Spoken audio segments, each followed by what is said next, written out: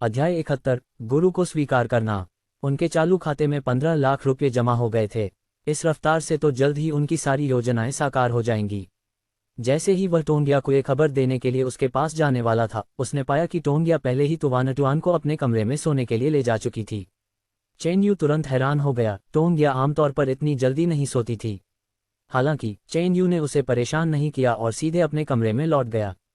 अगली सुबह तड़के जैसे ही चेन यू ने तय वाला दरवाजा खोला, उसने देखा कि कुछ दिन पहले हंगामा करने आया मोटा आदमी प्रवेश द्वार पर खाली खाली बैठा था।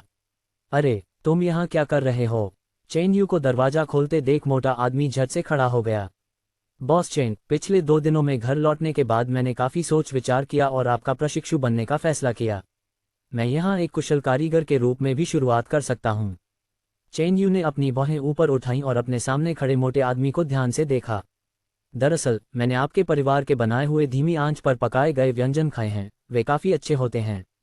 मोटे आदमी ने आह भरते हुए कहा, बॉस चेन के लजीज पकवानों की तुलना में मेरा खाना तो बस सुअ का चारा है। इतना कहते ही वह मोटा आदमी अचानक चेन यू के सामने घुटने टेक दिया।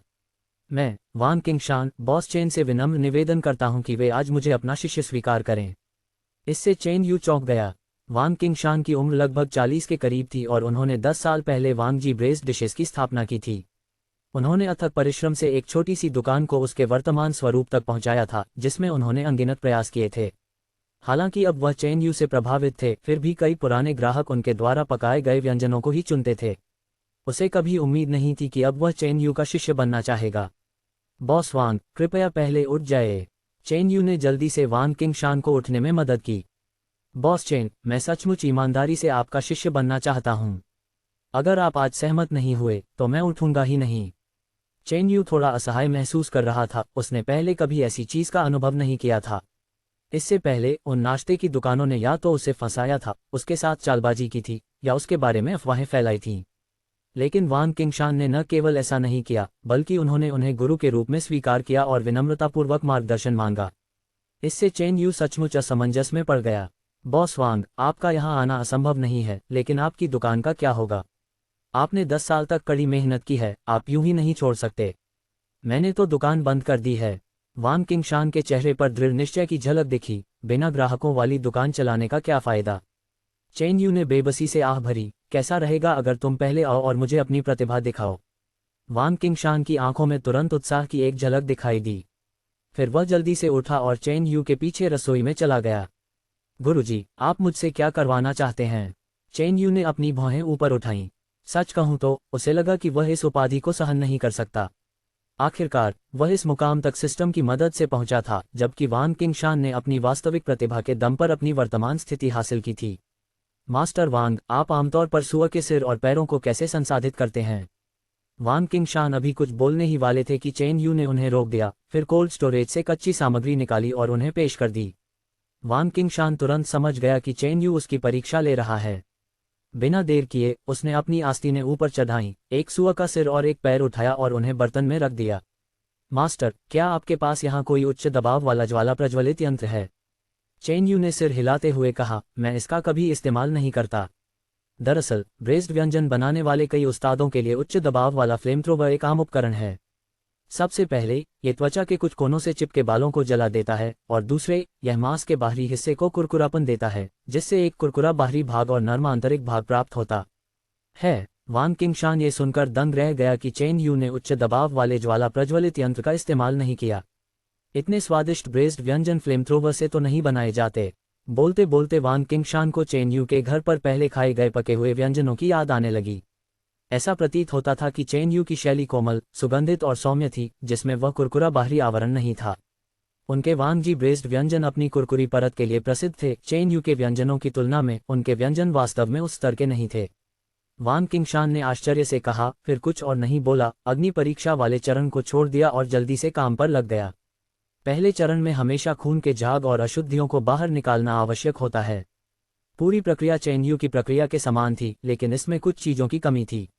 हालांकि ये कहना जरूरी है कि वान किंगशान की तकनीक अविश्वसनीय रूप से निपुण थी। पूरी प्रक्रिया इतनी सहज और सुचारू थी कि चेन यू को भी इसकी प्रशंसा करनी पड़ी। सुअर के सिर और पैरों को साफ करने के बाद चेन यू ने ताली बजाई। शानदार तकनीक! मास्टर वांग, मैं आपको अपने पास रख सकता हूं और मैं आपको धीमी आंच पर पकाए जाने वाले व्यंजनों की बुनियादी रेसिपी भी सिखा सकता हूं, लेकिन आपको मेरी दुकान में 6 महीने तक काम करना होगा। कोई बात नहीं, वांग किंगशान तुरंत उत्साहित हो गया। चेन यू ने अपना हाथ उठाया और नीचे दबाते हुए कहा, लेकिन इन 6 महीनों के लिए मैं आपको केवल 6,000 प्रति माह ही दे सकता हूं। क्या आप इसे स्वीकार करेंगे? मुझे तो पैसों की जरूरत ही नहीं है। चेन यू ने इससे ज्यादा कुछ नहीं कहा, बस वांग किंगशान के सामने सुअर के सिर और पैरों को पूर्व संसाधित करने की विधि का प्रदर्शन किया। तो बात ऐसी है। वांग किंगशान को अचानक समझ आ गया और उसने कुछ और नहीं कहा, अपनी आस्तीनें ऊपर चढ़ाकर काम में जुट गया। ऐसे कुशल कारीगर की मदद से धीमी आंच पर पकाए जाने वाले व्यंजनों की प्रारंभिक प्रक्रिया तय हो गई और गति में भी काफी वृद्धि हुई। चेन यू को प्रेशर कुकर में केवल मसाले डालने की आवश्यकता थी। सुबह 4:30 बजे 6 लड़कियां बातें करते और हंसते हुए दुकान पर पहुंची। जब उन्होंने वांग किंगशान को देखा तो वे दंग रह गए। मास्टर वांग, हान काई ने उत्साह से डिस्प्ले विंडो पर झुकते हुए कहा, मास्टर वांग, क्या आपको अभी भी मैं याद हूं? वांग किंगशान ने अनजाने में पीछे मुड़कर पूछा, आप कौन हैं? 1 महीने पहले मैं आपकी दुकान के प्रवेश द्वार पर रो रही थी और आपने मुझे नूडल्स का एक कटोरा, कुछ भुना हुआ मांस और 500 युआन दिए। वांग किंगशान को तुरंत याद आया, तुम वही युवती हो जिसे उस एजेंसी ने ठग लिया था। हान काई खिलखिलाकर हंस पड़ी, हाँ सही कहा, भाई यू ने मुझे बाद में अपने साथ रखा। मैं इस महीने की तनख्वाह मिलने के बाद आपको पैसे लौटाने की योजना बना रही थी, लेकिन आप भी यहाँ क्यों हैं? वांग किंगशान ने धीरे से आह भरते हुए कहा, मैं यहाँ बॉस चेन को अपना गुरु स्वीकार करने आया हूँ। हान काई तुरंत उत्साहित हो गया, तो अब हम साथ मिलकर काम कर सकते हैं। चेन यू भी थोड़ा हैरान था, अच्छा तो फिर आज से हान काई मास्टर वांग का सहायक होगा। हान काई ने ताली बजाई और जल्दी से रसोई में प्रवेश कर गई। वह पहले नीचे की रसोई में चेन यू की सहायक के रूप में काम कर चुकी थी, इसलिए वह वहां के कामकाज से काफी परिचित थी। कुछ ही देर में एक हल्की आह के साथ दुकान में चहल पहल बढ़ गई। दूसरी ओर चेन यू अचानक शांत हो गया। ठीक 5 बजने के बाद टोंगिया एक बैग लिए और तुवानटुआन का हाथ पकड़े हुए दबे पांव सीढ़ियों से नीचे उतरी। चेन यू क्षण भर के लिए असमंजस में पड़ गई, इतनी सुबह, क्या तुम दोनों अभी से स्कूल जा रहे हो? टोंगिया अचानक थोड़ी घबराई हुई सी लग रही थी, आज किंडरगार्टन में एक प्रतियोगिता है। मैं तुवानटुआन के लिए अच्छी जगह पाने और उसे पहले से ही जगह से परिचित कराने के लिए जल्दी जा रही हूँ।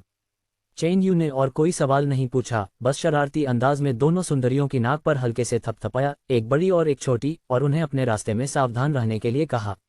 अगर आप इस ऑडियो स्टोरी का नेक्स्ट एपिसोड और सबसे पहले सुनना चाहते हैं, टेलीग्राम ग्रुप ज्वाइन करें। वहां आपको प्रीमियम एक्सेस रुपए की पूरी जानकारी और एक्सक्लूसिव अपडेट्स मिलेंगी। लिंक डिस्क्रिप्शन और अबाउट में है। और फिक्शन ऑडियो हब को सब्सक्राइब करें। अध्याय 72, क्या वह तुम्हारी प्रेमिका है? वांग किंगशान की मदद से गति वास्तव में काफी तेज हो गई थी। हालांकि वांग किंगशान देखने में एक छोटे पहाड़ की तरह मोटा लगता था, लेकिन वह ताकत से भरपूर था। आटे की एक बोरी का वजन 100 किलो था। आमतौर पर चेन यू को एक बोरी उठाना थोड़ा मुश्किल लगता था, लेकिन वांग किंगशान एक बार में 3 बोरियां उठा सकता था। इस दृश्य को देखकर चेन यू सचमुच कुछ हद तक स्तब्ध रह गया। ये दिन सामान्य दिनों से अलग नहीं था, एकमात्र अंतर वांग किंगशान का आगमन था, जिसने चेन यू को काफी अधिक खाली समय दे दिया। कभी कभी वह दुकान पर आने वाले पड़ोसियों से अच्छी बातचीत भी कर लेता था। अगर यह अतीत की बात होती तो चेन यू केवल व्यस्त रहता और पड़ोसियों के साथ उसकी बातचीत केवल प्रतीकात्मक प्रतिक्रियाएं होती। सुबह 11:30 बजे टोंग मिंग ने किसी को 1000 किलो उबले हुए व्यंजन लाने के लिए भेजा। उन्होंने अग्रिम राशि भी जमा कर दी और कहा कि वे दोपहर में 1000 और किलो लेंगे और चेन यू से उन्हें उनके लिए बचाकर रखने को कहा। ऐसा प्रतीत होता था कि सू शहर में टोंग मिंग की कंपनी पहले से ही स्थापित हो चुकी थी और उसके पास काफी कर्मचारी थे। शाम 4:30 बजे टोंगिया तुवानटुआन के साथ दुकान पर लौट आए। अजीब बात यह थी कि टोंगिया ने अपने चेहरे पर टोपी, मास्क और धूप का चश्मा पहन रखा था। जब वह पहली बार अंदर आए तो चेन यू भी उसे लगभग पहचान नहीं पाए। तुम्हें क्या हुआ है? तुमने ऐसे कपड़े क्यों पहने हैं? चेन यू ने थोड़ी चिंता से पूछा। उसे लगा कि शायद टोंगिया को किसी चीज से एलर्जी हो सकती है।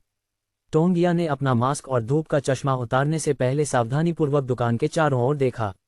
कुछ नहीं, बस बाहर धूप बहुत तेज है। जब वह बोल रही थी तभी अचानक एक छोटी पिकअप ट्रक और 2 व्यावसायिक वैन प्रवेश द्वार पर रुक गईं। ये टोंग मिंग की कंपनी के वाहन थे जो पके हुए व्यंजन लेने आए थे। चेन यू ने उन्हें नजरअंदाज करने की हिम्मत नहीं की और जल्दी से रसोई में मौजूद लोगों को तैयारी करने के लिए बुलाया। जैसे ही उसने चिल्लाया, टोंग मिंग 2 अंगरक्षकों के साथ तेजी से अंदर भागा। जब उसने टोंगिया, चेन यू और तुवानटुआन को एक साथ खड़े देखा तो वह पूरी तरह से अचंभित रह गया। टोंगिया ने भी अपना मुंह चौड़ा खोला और सहज रूप से ऊपर जाने की कोशिश की। टोंग मिंग ने तुरंत एक चील की तरह चूजे को पकड़ने की मुद्रा अपना ली और उसका रास्ता रोक दिया। तुम यहाँ क्यों हो? चेन यू ने भौहें चढ़ा ली। उसे लगा कि टोंग मिंग की टोंगिया पर नज़र कुछ अजीब थी। लगभग सहज ही चेन यू ने सीधे टोंगिया को गले लगा लिया।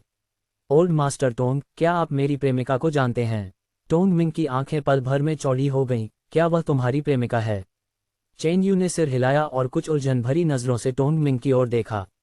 उसे आश्चर्य हुआ कि क्या इस बूढ़े व्यक्ति को कोई गंभीर बीमारी है। टोंगिया के उसकी प्रेमिका होने की बात सुनकर उसने इतनी बड़ी प्रतिक्रिया क्यों दी?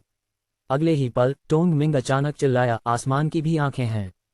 उसे शुरू में आश्चर्य हुआ था कि तांग शियाओवेई ने उसे विशेष रूप से शाम 4:30 बजे से 5 बजे के बीच दुकान पर व्यक्तिगत रूप से आने का निर्देश क्यों दिया था। अब उसे समझ आ गया था, उसकी बेटी किसी की सौतेली मां बन चुकी थी। बेशक उसे बच्चे को स्कूल लाने ले जाने की जिम्मेदारी उठानी पड़ी। उस समय भीड़भाड़ का समय था और दुकान लोगों से भरी हुई थी। टोंग मिंग के अचानक एक अजीब सी चीख सुनकर सभी लोग हैरानी से उसकी ओर देखने लगे। रसोई से ये दृश्य देखकर वान किंगशान तुरंत एक छुरी लेकर बाहर दौड़ पड़ा। मास्टर, क्या कोई परेशानी पैदा कर रहा है? चेन यू ने 2 बार खांसा, जिससे वान किंगशान को रसोई में वापस जाने का संकेत मिला। उन्हें भी अभी तक समझ नहीं आया था कि क्या हो रहा है। टोंगिया की छाती कई बार ऊपर नीचे हुई, फिर उसने चेन यू को एक ऐसे बच्चे की तरह देखा जिसने कोई गलती कर दी हो। मुझे माफ़ करना, मैंने तुम्हें कभी नहीं बताया, लेकिन असल में वह मेरे पिता हैं। चेन यू की पुतलियां अचानक फैल गईं और टोंग मिंग को देखते हुए उसकी आंखों में आश्चर्य का भाव आ गया। इस समय टोंग मिंग की मनोदशा को अत्यधिक उत्साहित कहा जा सकता है। जिस व्यक्ति पर उनकी नज़र थी वह वास्तव में इतनी आसानी से उनका दामाद बन गया। छोटे भाई, मेरी बेटी थोड़ी जिद्दी है। अगर उसने तुम्हें कोई परेशानी दी हो तो कृपया इसे दिल पर मत लेना। मेरी कंपनी में अभी कुछ काम बाकी है, इसलिए मैं यहाँ और नहीं रुकूंगा। वह मूल रूप से तांग शियाओवेई के इशारे पर सिर्फ देखने आया था। अब जब उसे अपना जवाब मिल गया था तो यहाँ और रुकने की कोई ज़रूरत नहीं थी। चेन यू के कुछ प्रतिक्रिया देने से पहले ही टोंग मिंग अपने लोगों और पके हुए व्यंजनों के साथ जल्दी से वहां से निकल चुका था। तभी चेन यू को पूरी बात समझ में आई। इसलिए इसमें कोई हैरानी की बात नहीं है कि टोंग मिंग के आने पर टोंगिया ने दोनों बार इतना टालमटोल वाला रवैया अपनाया था। चेन यू मुस्कुराए और फिर टोंगिया के सिर पर हाथ फेरा। मैं सोच रहा था कि तुम आजकल इतने अजीब क्यों हो गए हो। तो पता चला कि तुम्हारे पिताजी आए थे। टोंगिया ने बार बार सिर हिलाते हुए कहा, दरअसल वह तो बस आपके बनाए हुए पके हुए व्यंजनों से आकर्षित हो गया था। कसम से, मैंने उसे आपके व्यवसाय की देखभाल करने के लिए नहीं बुलाया था और न ही मैंने। ठीक है, चेन यू ने टोंगिया की नाक पर उंगली मारी, मैं सब समझ गया। पहले तुवानटुआन को कमरे में वापस ले जाओ। टोंगिया का चेहरा खुशी से खिल उठा था, ऐसा लग रहा था मानो उसकी पिछली सारी चिंताएं निराधार थीं।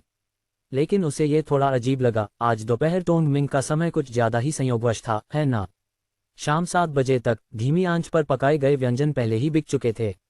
लोगों की आवाजाही धीरे धीरे कम हो गई। इसके बाद चेन यू ने सबको सफाई शुरू करने के लिए बुलाया। वान किंगशान के शामिल होने से सब कुछ तेज और व्यवस्थित हो गया। आखिरकार उन्होंने 10 साल से अधिक समय तक स्वतंत्र रूप से एक दुकान चलाई थी, इसलिए उनका अनुभव बेहद परिपक्व था।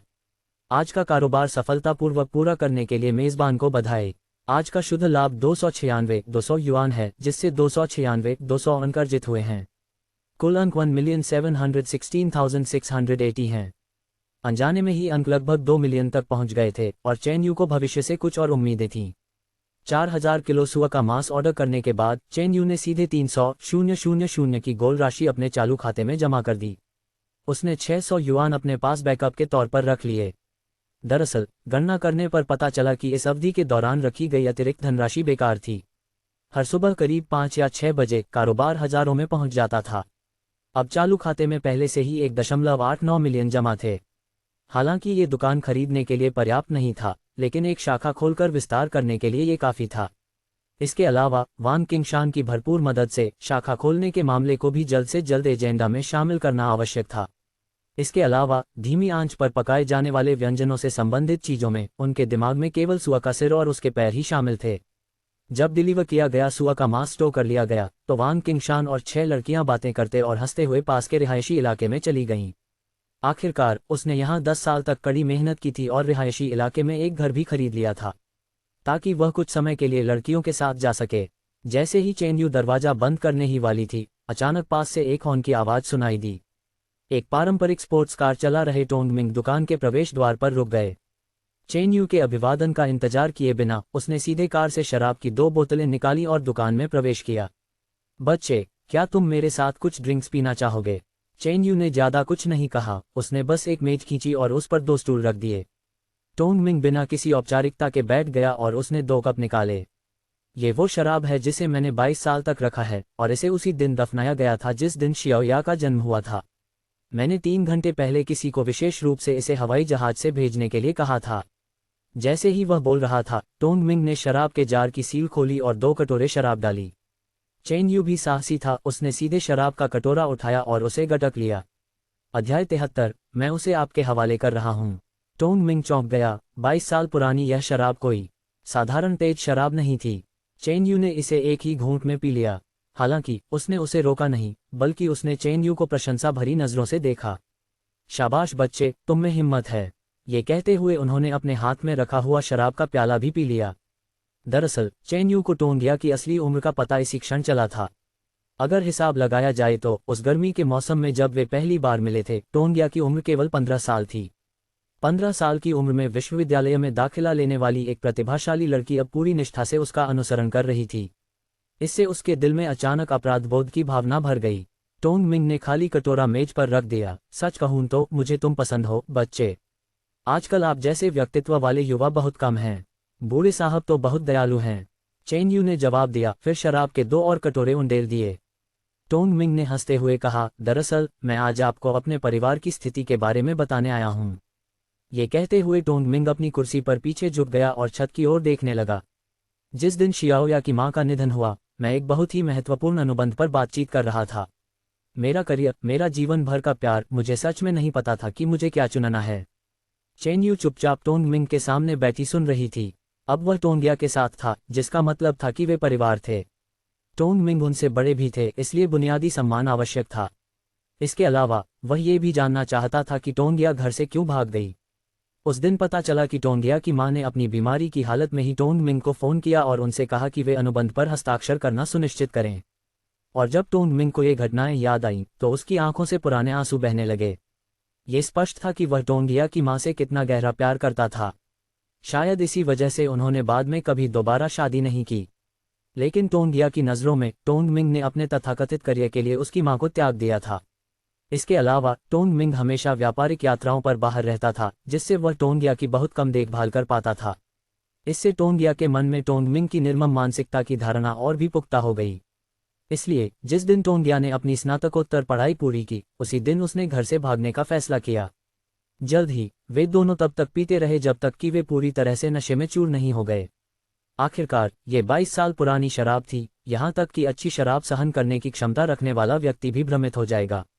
सिस्टम सूचना, होश नशे की हालत में है, जिससे कल के कामकाज पर असर पड़ेगा। क्या आप होश में आने के लिए 1000 पॉइंट खर्च करना चाहेंगे? चेन यू कुछ देर रुका और मन ही मन बड़बड़ाने लगा, काश इसने उसे इस फंक्शन के बारे में पहले बताया होता। उसने जरा भी संकोच नहीं किया और तुरंत अपने मन में पुष्टि बटन पर क्लिक कर दिया। फिर अचानक उसका भारी सिर फिर से हल्का हो गया, मानो उसने अभी अभी पानी ही पिया हो। वर्तमान शेष अंक 1,715,680 अंक। लेकिन टोंग मिंग इतने भाग्यशाली नहीं थे, उनका बूढ़ा चेहरा लाल हो गया था और वे पूरी तरह से लड़खड़ाते हुए दिख रहे थे। वह लगातार अपने निजी मामलों के बारे में बात करता रहा। मेरे जीवन में मुझे सबसे ज्यादा अफसोस शियाओया के लिए है। अब मैं उसे आपके हवाले कर रहा हूँ। मुझे उम्मीद है कि आप उसके साथ अच्छा व्यवहार करेंगे। जैसे ही उसने बोलना समाप्त किया, टोंग मिंग मेज पर गिर पड़ा और सो गया। चेन यू ने बेबसी से आह भरी। जैसे ही वह टोंग मिंग को ऊपर ले जाने वाला था, अचानक उसे पीछे से सिसकने की हल्की आवाज सुनाई दी। कुछ समय बाद टोंगिया सीढ़ियों के नीचे दिखाई दी। ऐसा लग रहा था कि उसने टोंग मिंग की कही हुई सारी बातें सुन ली थीं। चेन यू जल्दी से आगे बढ़ी और टोंगिया की आंखों से आंसू पोंछ दिए। मैंने किसी के लिए एक लंबे समय से चली आ रही गलतफहमी को दूर कर दिया है। मुझे आश्चर्य है कि मुझे इसका क्या इनाम मिलेगा। टोंगिया के गाल लाल हो गए और उसका दिल अचानक तेजी से धड़कने लगा। क्या चेन यू उसके साथ छेड़छाड़ कर रहा था? बिना सोचे समझे टोंगिया ने आगे झुककर चेन यू के गाल पर चुंबन कर दिया। क्या यह इनाम काफी है? चेन यू ने टोंगिया को कोमल निगाहों से देखा। क्या सिर्फ इतना ही काफी हो सकता है? तो फिर तुम क्या चाहती हो? टोंगिया का चेहरा पूरी तरह से लाल हो गया था और उसका पूरा शरीर अनायास ही गर्म होने लगा था। मैंने अभी इसके बारे में सोचा नहीं है, बाद में बात करेंगे। पहले चलो तुम्हारे पिताजी को ऊपर ले चलते हैं। उन दोनों ने मिलकर टोंग मिंग को ऊपर ले जाने का काम किया। एक विज्ञापन स्टूडियो में लाल रंग की बेहद रिवीलिंग जालीदार ड्रेस पहने हुए फोंग युआन ने शावर जेल की बोतल पकड़ी हुई थी और वह एक फोटोशूट के लिए कड़ी मेहनत कर रही थी। हालांकि वह देखने में अच्छी लग रही थी, लेकिन अगर कोई गौर से देखे तो उसे उसके भारी मेकअप के नीचे आंखों के नीचे काले घेरे नजर आ जाएंगे। शूटिंग खत्म होने के बाद फोंग युआन लड़खड़ाते हुए ड्रेसिंग रूम में वापस गई, एक कैन कड़क कॉफी उठाए और उसे गटक गई। पास ही खड़े हान मिंटाओ ने असहाय होकर आह भरी, बच्चे कृपया पहले आराम करो। तुम 3 दिनों से लगातार इसी तरह गोलीबारी कर रहे हो। फेंग युआन ने सिर हिलाते हुए कहा, मेरे पास ज्यादा समय नहीं बचा है। जुए का समझौता हो चुका है। अगर तब तक मैंने पर्याप्त पैसे नहीं कमाए तो। हान मिंटाओ को दिल में दर्द महसूस हुआ और वह आगे बढ़कर फोंग युआन की पीठ थपथपाने लगा। मुझे नहीं पता कि तुम असल में किससे नाराज हो। ये कहते हुए हान मिंटाओ ने अपने बैग से एक स्क्रिप्ट निकाली। यह एक मुख्यधारा की ब्लॉकबस्टर फिल्म है, इसका अंतिम बॉक्स ऑफिस कलेक्शन बहुत बुरा नहीं होगा। मैंने आपके लिए बॉक्स ऑफिस शेयरिंग समझौते पर पहले ही हस्ताक्षर कर दिए हैं। फोंग युआन ने ज्यादा कुछ नहीं कहा। उसने स्क्रिप्ट ली और हान मिंटाओ के साथ चली गई। फिल्म सेट तक पहुंचने में अभी भी उनके पास कुछ घंटे बाकी थे, इसलिए वह रास्ते में हान मिंटाओ के आरवी में थोड़ी देर सो सकती थी। हान मिंटाओ ने सोए हुए फोंग युआन को देखा और अचानक उसके भीतर एक अज्ञात क्रोध उमड़ आया। उसने अपना फोन उठाया, चेन यू का नंबर ढूंढा और कई टेक्स्ट मैसेज लिखे। चेन यू, आखिर फोंग युआन तो तुवानटुआन की असली माँ है। तुम उन्हें मिलने क्यों नहीं देते? क्या आपको नहीं पता कि नैतिक दृष्टि से आप जो कर रहे हैं वह गलत है? कानूनी तौर पर मैं आप पर जबरन मुकदमा कर सकता हूं। यह मत भूलिए कि मेरे पास कई उच्चस्तरीय वकील उपलब्ध हैं। इस समय चेन यू और टोंग या ने टोंग मिंग को अस्थायी रूप से अतिथि कक्ष में ठहरा दिया था।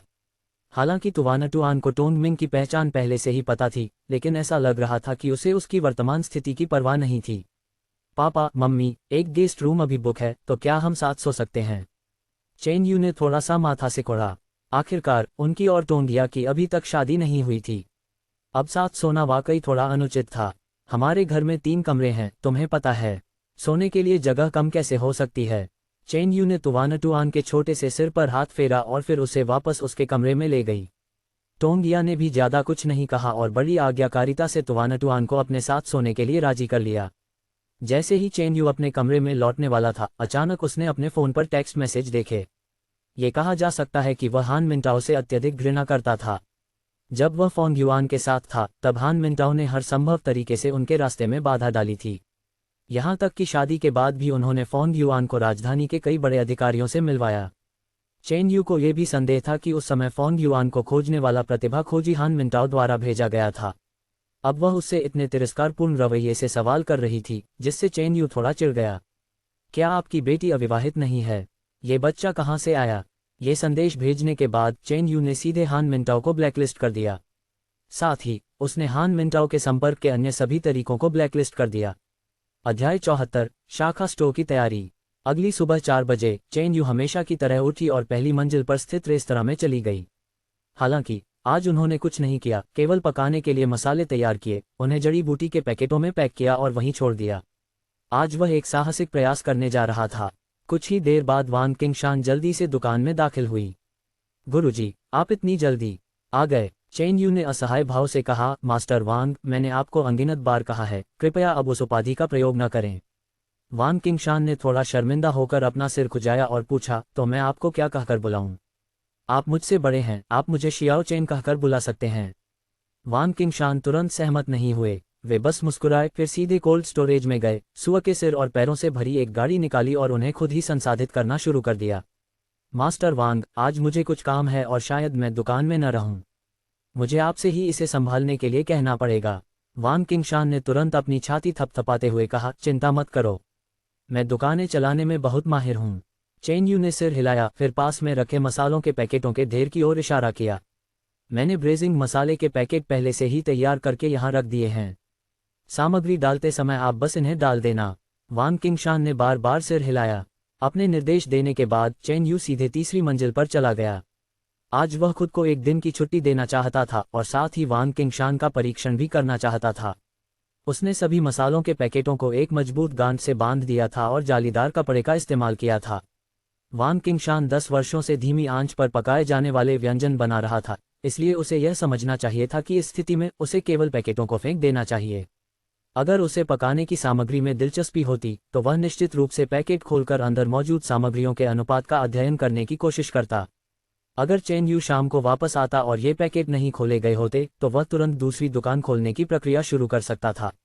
सुबह 6 बजे पजामा पहने टोंगिया ने अपनी थोड़ी नींद से भरी आंखों को मलते हुए अपने कमरे से बाहर निकली। चेन यू को सोफे पर बैठे देखकर वह थोड़ी हैरान रह गई। क्या आज दुकान बंद है? आमतौर पर इस समय चेन यू रसोई में व्यस्त रहती थी। चेन यू सोफे पर आलस से झुक गई। ऐसा कैसे हो सकता है? मैं शाखा स्टोर खोलने की तैयारी कर रही हूँ। एक ब्रांच स्टोर। टोंगिया तुरंत उत्साहित हो गई। चेन यू की दुकान की मौजूदा लोकप्रियता और कारोबार को देखते हुए वह बहुत पहले ही एक शाखा खोल सकते थे। हालांकि चेन यू स्थिरता को प्राथमिकता देता था, इसलिए उसने अब तक इंतजार किया था। टोंगिया उछलकर चेन यू के बगल में बैठ गई और बोली, तो क्या मैं किसी काम में मदद कर सकती हूँ? मैं आज काम नहीं कर रही हूँ। चेन यू थोड़ी हैरान रह गई। आज वीकेंड नहीं है और वैसे भी क्या डांस क्लास में हर दूसरे हफ्ते ही छुट्टी नहीं होती? टोंगिया ने हंसते हुए कहा, कल दोपहर को तुवानटुआन का सू शहर के 5वें मिडिल स्कूल में नृत्य विशेषज्ञ छात्रा के रूप में प्रवेश हो गया है, इसलिए अगले कुछ महीने गर्मियों की छुट्टियों के रूप में माने जाएंगे। चेन यू का मुंह तुरंत खुला रह गया। उसे इस बारे में बिल्कुल भी पता नहीं था। उसे अचानक थोड़ा अपराध बोध हुआ और उसने अपना सिर थाम लिया। अब उसका सारा ध्यान दुकान पर केंद्रित था और ऐसा लग रहा था कि उसने वाकई तुवानटुआन को थोड़ा नज़रअंदाज कर दिया था। मैं इसे कैसे भूल सकता हूँ? टोंगिया ने चेन यू के हाथ में अपना हाथ डालते हुए कहा, कोई बात नहीं, अब तुम बस दुकान चलाने पर ध्यान दो और तुवानटुआन के मामलों को मुझ पर छोड़ दो। इतना कहकर टोंगिया उठी और टेलीविजन के नीचे वाली दराज से प्रवेश पत्र निकाला। कल मैंने सारी औपचारिकताएं पूरी कर लीं। अब तुवानटुआन सीधे पहली कक्षा में दाखिला ले सकता है। चेन यू ने टोंगिया से प्रवेश पत्र लिया और धीरे से आह भरी। देखते ही देखते तुवानटुआन पहली कक्षा में जाने वाला था। फिर जब तुवानटुआन जाग जाएगी और तुम्हारे पिता को वापस भेजने के बाद हम बाहर जाकर एक नई दुकान की तलाश करेंगे। सुबह 8 बजे टोंग मिंग थोड़ा नींद में होने के बावजूद अपने कमरे से लड़खड़ाते हुए बाहर निकला। जब उसने चेन यू को देखा तो वह आश्चर्य से भर गया। अरे बदमाश, कितना शराबी है! 2 कटोरी पुरानी शराब पी ली और एकदम ठीक हो गए। इस समय चेन यू भी अच्छे से कपड़े पहने हुए बाहर जाने के लिए तैयार थी। बूढ़े आदमी, मैं तुम्हें पहले वापस भेज दूंगा। टोंग मिंग ने हाथ हिलाते हुए कहा, कोई ज़रूरत नहीं, मैं जाने से पहले यहीं कुछ खा लूंगा और ड्राइवर तो अब तक निकल चुका होगा। चेन यू ने इसके बाद कुछ नहीं कहा और टोंगिया और तुवानटुआन के साथ जाने की तैयारी करने लगी। 1 मिनट रुको, टोंग मिंग ने अचानक कहा, क्या तुम अपने पिता के बारे में नहीं पूछने वाली हो, लड़की? टोंगिया ने मुंह बनाया। उसकी निगाहें इधर उधर भटक रही थीं। हालांकि टोंग मिंग ने कल रात शराब पीते समय सब कुछ बता दिया था, फिर भी वह अपने दिल में दबी हुई दुविधा को दूर नहीं कर पाए। यह एक निर्विवाद तथ्य था कि टोंगिया की मां का निधन बीमारी के बिस्तर पर ही हो गया था और उसके बाद के लगभग 10 दिनों में टोंग मिंग ने एक भी सवाल नहीं पूछा और यही बात उसे सबसे ज्यादा दुख पहुंचा रही थी। टोंगिया ने चेन यू की बांह पकड़ ली और उसके पीछे छिप गई। पतिदेव, जल्दी चलिए, अगर देर हुई तो कोई और अच्छी दुकान पर कब्जा कर लेगा। टोंग मिंग की आंखें थोड़ी चौड़ी हो गईं। उसने कभी सोचा भी नहीं था कि टोंगिया उसे पति कहकर पुकारेगी और चेन यू के सामने उसने उसे जरा भी सम्मान नहीं दिया। सचमुच बेटी की शादी करना मानो पानी बहा देने जैसा है। शादी से पहले भी उसका स्वभाव ऐसा ही है, तो शादी के बाद क्या परिवार की सारी संपत्ति चेन यू को नहीं मिल जाएगी? टोंग मिंग ने इस बारे में और ज्यादा नहीं सोचा। आखिरकार उसे टोंगिया मिल गई थी और वह नहीं चाहता था कि उसकी बेटी फिर से भाग जाए।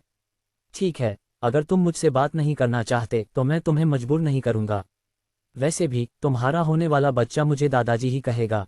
टोंगिया ने अपने गाल फुला लिए। उसे अभी भी याद था कि चेन यू ने उससे कहा था कि वह फिलहाल और बच्चे नहीं चाहता। हम बच्चा नहीं चाहते, यह मेरा बच्चा है। इसके साथ ही टोंगिया ने सीधे तुवानटुआन को आगे बढ़ने के लिए प्रेरित किया। टोंग मिंग ने अपना सिर घुमाया। वह गुस्से में आने ही वाला था, लेकिन तुवानटुआन के आकर्षक और मनमोहक रूप ने उसे तुरंत मोहित कर लिया। कितना प्यारा बच्चा है, इधर आओ, मुझे दादाजी कहो। टोंगिया वहीं जम गई। उसे उम्मीद नहीं थी कि टोंग मिंग तुवानटुआन को इतनी आसानी से स्वीकार कर लेगा। तुवानटुआन स्वाभाविक रूप से टोंग मिंग की पहचान जानती थी। वह खिलखिला कर हंसी, फिर अपनी बाहें फैलाकर उसकी ओर दौड़ पड़ी। आप मम्मी के पापा हैं, इसलिए तर्कसंगत रूप से मुझे आपको दादाजी कहना चाहिए, लेकिन आप मम्मी के साथ बहुत बुरा बर्ताव करते हैं, इसलिए आपको दादाजी कहना है या नहीं, यह अभी विचाराधीन है। टोंग मिंग तुरंत उत्साहित हो गया। चेन यू, इस लड़की का व्यक्तित्व बिल्कुल तुम्हारे जैसा है। इसमें अपार प्रतिभा है और यह भविष्य में निश्चित रूप से बड़ी उपलब्धियां हासिल करेगी। मैं इस पोती को अपना मानता हूँ। इतना कहकर टोंग मिंग ने अपने शरीर पर हाथ फेरा और एक नीलम का पेंडेंट निकाला। मैं जल्दी में निकला और कोई उपहार नहीं लाया। किसे पता था कि तुवानटुआन तुरंत पीछे हट जाएगा। मैं इसे स्वीकार नहीं कर सकता। पापा ने कहा कि मैं अस्पष्ट स्रोतों से आने वाली बातों को स्वीकार नहीं कर सकता। टोंग मिंग दंग रह गया। इतनी कम उम्र में ही वह इतनी दृढ़ निश्चयी और नैतिक रूप से इतनी मजबूत थी। वह पहले से ही उत्तराधिकारी के लिए उसके शुरुआती मानकों पर खरी उतर रही थी। हाँ, बढ़िया, ये सौदा फायदेमंद साबित हुआ। उसे एक अच्छा पति मिला और साथ ही एक बहुत ही प्यारा बच्चा भी। ये शब्द सुनकर ऐसा लग रहा था मानो वह खुद से बात कर रहा हो, लेकिन टोंगिया समझ गई कि ये शब्द विशेष रूप से उसके लिए थे।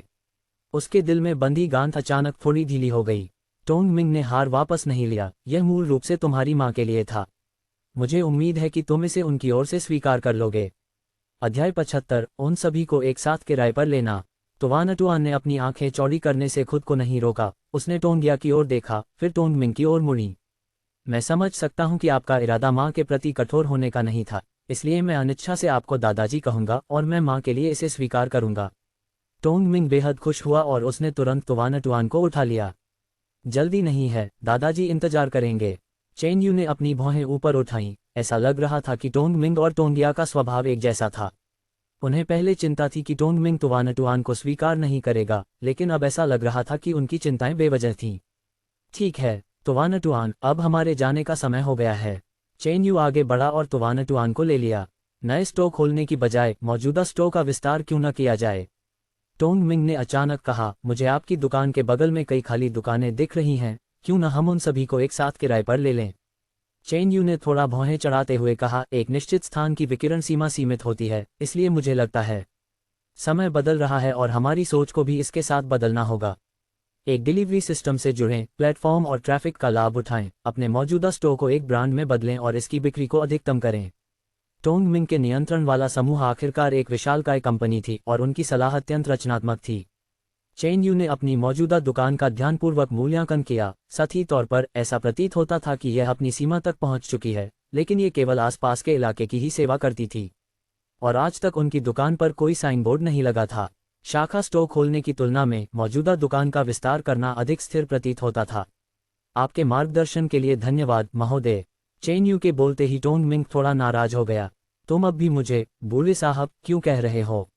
ये बदमाश मुझे पहचानना ही नहीं चाहता और तुम अपना पता भी नहीं बदलना चाहते। चेन यू ने थोड़ी झिझक भरी मुस्कान के साथ टोन दिया और तुवानटुआन के साथ जल्दी से वहां से चली गई। इससे पहले चेन यू के प्रभाव के कारण इस सड़क पर स्थित सभी नाश्ते की दुकानें बंद करने के लिए मजबूर हो गई थीं। परिणामस्वरूप कई दुकानें खाली हो गईं। उनकी दुकान और शीजियान की दुकान के बीच में पूरी 5 दुकानें थीं। इन 5 दुकानों में पहले स्नैक्स और इसी तरह की चीजें बेची जाती थीं, लेकिन चेन यू के आने के एक हफ्ते से भी कम समय के भीतर ही उन्होंने अपने दरवाजों पर स्थानांतरण के लिए के बोर्ड लगा दिए। अब झांग फैन की कार डीलरशिप और शीजियान की घरेलू साज सज्जा की दुकान को छोड़कर पूरी सड़क पर केवल सड़क के उस पार एक चेन किराना स्टोर ही बचा था। हालांकि यह हर दिन भीड़भाड़ वाला लगता था, लेकिन रात में ये सुनसान हो जाता था। चेन यू ने इन दुकानों की संरचना का मोटे तौर पर जायजा लिया, फिर सीधे 5 मालिकों को फोन किया और साथ में आंटी ली को भी ले आए।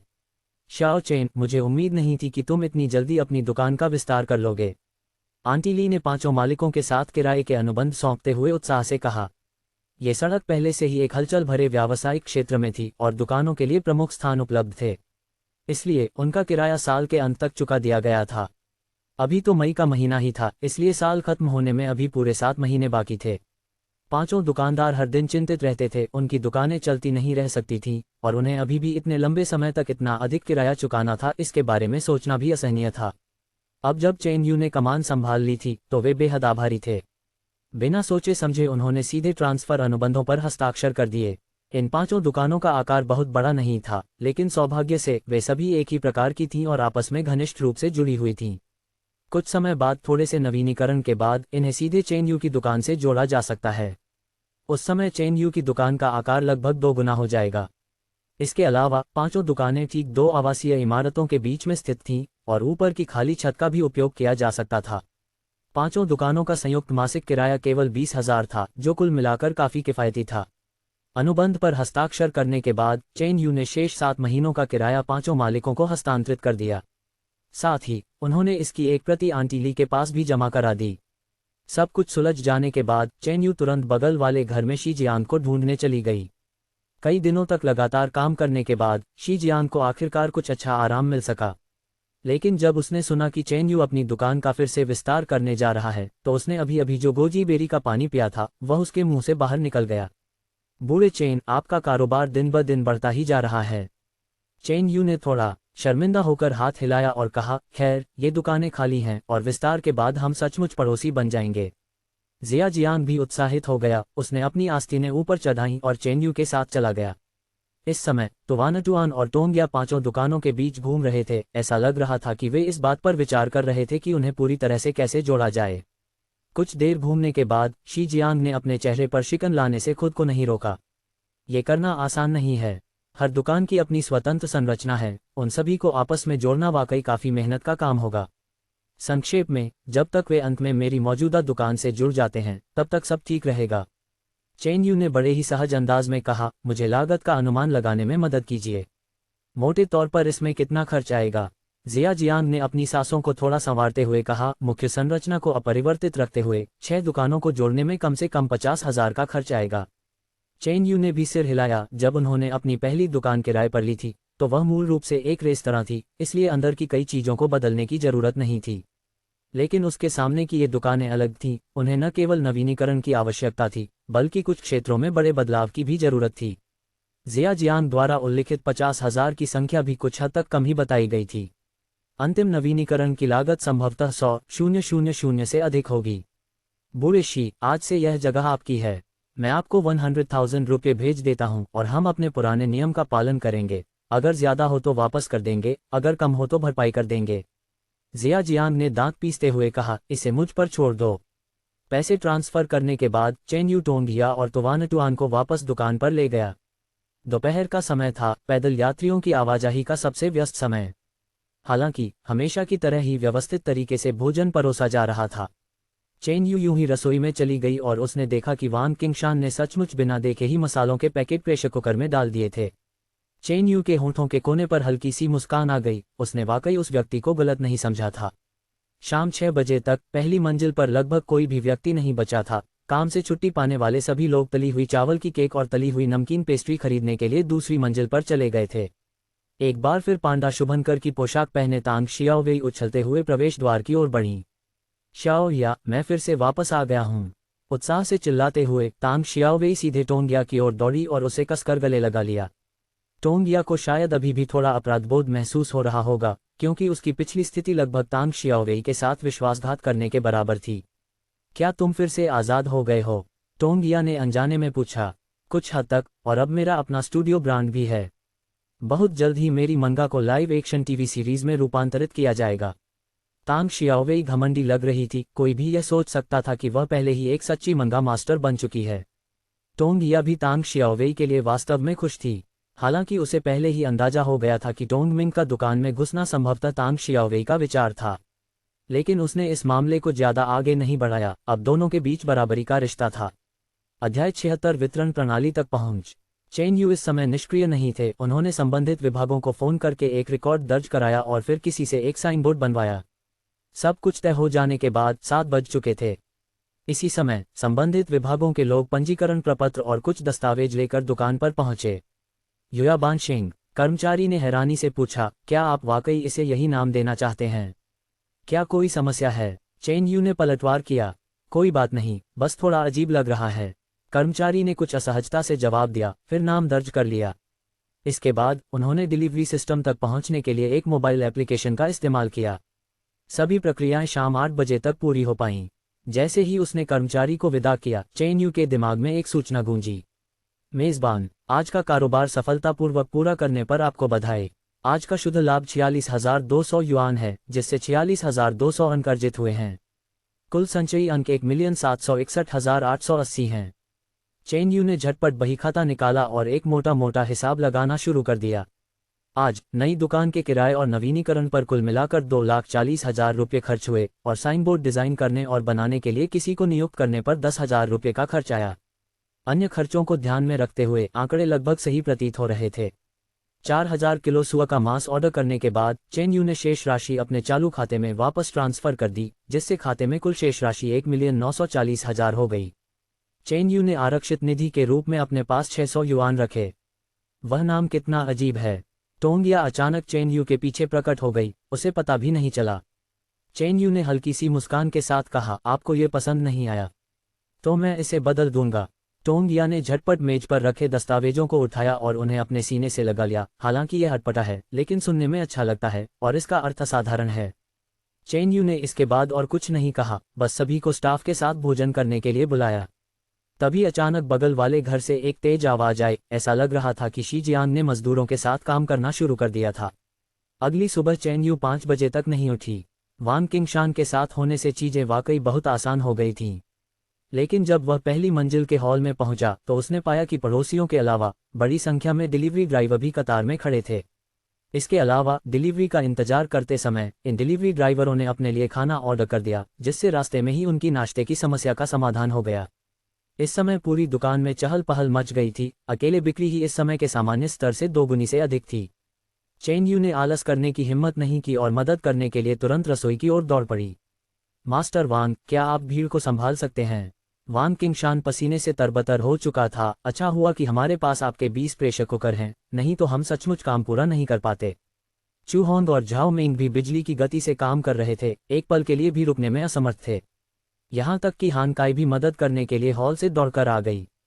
दूसरी मंजिल पर स्थिति थोड़ी बेहतर थी। पिछले 2 दिनों में ली यू और सू किंग ने सभी कच्चे माल को अर्ध तैयार उत्पादों में परिवर्तित कर दिया था। उन्हें बस कुछ और फ्रायर जोड़ने की जरूरत थी। चेन यू को अचानक एहसास हुआ कि उसने कुछ जल्दबाजी कर दी थी। उसे दुकान के पूरी तरह से विस्तार होने के बाद ही डिलीवरी सिस्टम का उपयोग करना चाहिए था। उन्हें तले हुए चावल के केक और तले हुए नमकीन कॉर्नर पेस्ट्री की चिंता नहीं थी। फ्रीज में रखे अर्ध तैयार उत्पाद मांग को पूरा करने के लिए पर्याप्त थे। लेकिन धीमी आंच पर पकाए गए व्यंजन शायद दोपहर तक नहीं टिक पाएंगे और तब तक शायद वह टोंग मिंग द्वारा अनुरोधित 2000 किलो भी उपलब्ध नहीं करा पाएगा। मास्टर वांग, आप यहाँ सब पर नजर रखिएगा। मैं उनसे 4000 किलो सुअर का मांस जल्दी मंगवाता हूँ। 4000 बिल्लियाँ भी शायद काफ़ी न हो। वांग किंगशान ने उन्हें याद दिलाया, अभी तो सुबह ही है, दोपहर तक मांग और भी बढ़ जाएगी।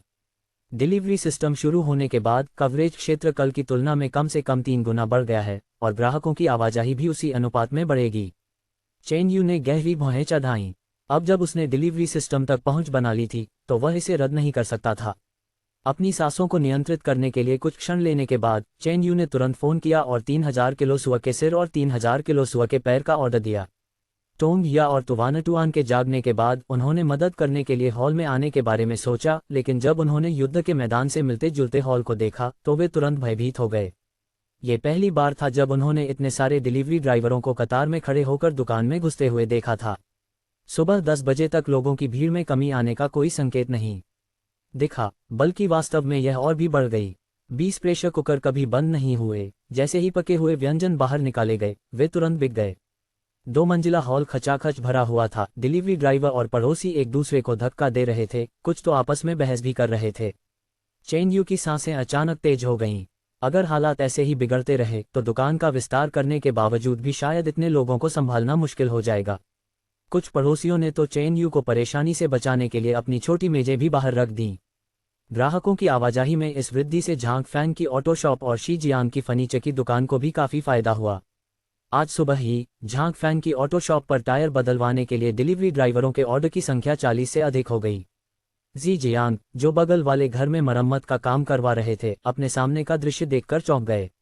कुछ दिन पहले चेन यू की दुकान पर ग्राहकों की संख्या अपेक्षाकृत स्थिर थी, लेकिन आज ये 3 गुना से अधिक बढ़ गई है।